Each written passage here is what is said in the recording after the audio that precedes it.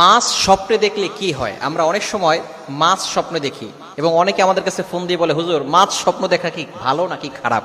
মনে রাখবেন, স্বপ্ন কিন্তু কয়েকটা প্রকার রয়েছে। একটা হচ্ছে সলেহ, নেক স্বপ্ন।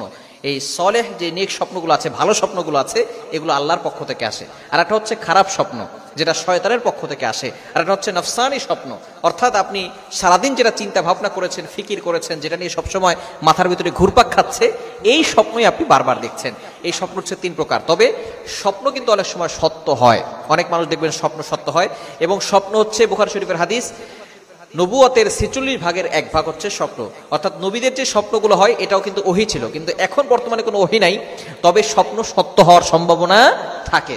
এখন অনেক সময় আমরা মাছ স্বপ্ন দেখি, আবার অনেকে বলে এটা মিথ্যা কথা, বানোয়াট কথা। মনে রাখবেন, নবীজি সাল্লাল্লাহু আলাইহি সাল্লাম সবচেয়ে বড় স্বপ্নের ব্যাখ্যাদাতা ছিলেন, এবং ইউসুফ আলাইহিস সালাম তিনি সবচেয়ে বড় স্বপ্নের ব্যাখ্যাদাতা ছিলেন, এবং মুহাম্মদ ইবনে সিরিন রাহমাতুল্লাহি আলাইহি তিনি তার যুগের সর্বশ্রেষ্ঠ স্বপ্নের ব্যাখ্যাদাতা ছিলেন। তিনি তার খাবনামা গ্রন্থে জানিয়ে দিয়েছেন, যদি কোনো ব্যক্তি মাছ স্বপ্ন দেখে তাহলে এটা কি হতে পারে।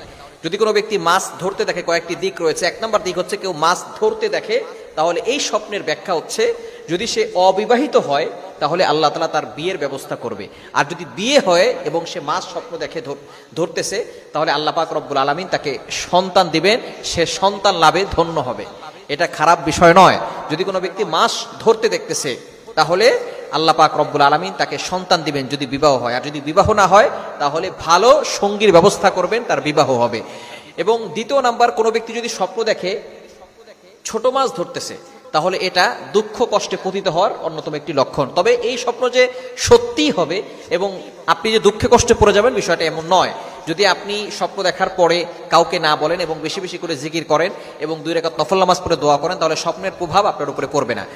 কোনো ব্যক্তি যদি বড় মাছ ধরতেছে, এই স্বপ্ন দেখে সে বড় মাছ ধরতেছে, অথবা বড় মাছ তার পাশ দিয়ে হেঁটে যাচ্ছে, এইগুলো স্বপ্ন যদি দেখে, তাহলে আল্লাহ পাক রব্বুল আলামিন তাকে অচিরেই ধন সম্পদের মালিক বানাবেন, আল্লাহ তাআলা তাকে সম্মানের মালিক বানাবেন। সুতরাং যদি কোনো ব্যক্তি বড় মাছ স্বপ্ন দেখে, সে বড় মাছ ধরতেছে, বড় মাছ দেখেছে, তাহলে আল্লাহ তাআলা তাকে সম্মান দিবেন, সম্মানের মালিক বানাবেন এবং ধন সম্পদের মালিক বানাবেন। এবং বিশেষ করে যদি আমরা ছোট মাছ স্বপ্ন দেখি, আমরা যাকে স্বপ্নের ব্যাপারে সে জানে না, তার কাছে আমরা স্বপ্নের ব্যাখ্যা জিজ্ঞেস করতে যাব না। কেননা অনেক সময় উল্টাপাল্টা যদি কেউ ব্যাখ্যা করে, তাহলে কিন্তু সেই ব্যাখ্যার একটা প্রভাব তার উপরে পড়ার সম্ভাবনা আছে। এজন্য যখনই আমরা খারাপ স্বপ্ন দেখব, খারাপ স্বপ্ন দেখার সাথে সাথেই আমরা অনেক মানুষকে বলতে থাকি, খবরদার এটা কাউকে বলবেন না, যে জানে তার কাছে বলবেন। আপনি যখনই খারাপ স্বপ্ন দেখবেন, ভয়ঙ্কর স্বপ্ন দেখেছেন, আপনি বিশাল বড় বড় সাপ দেখেছেন, অথবা আপনি ভয়ঙ্কর কোনো প্রাণী দেখেছেন, অথবা একটা বিশাল আকৃতির মানুষ দেখেছেন যার হাত পা বিশাল বড় বড় এবং তার চোখগুলো অনেক বড় বড়, তাহলে মনে করবেন এই ভয়ঙ্কর স্বপ্ন শয়তান আপনাকে দেখাচ্ছে।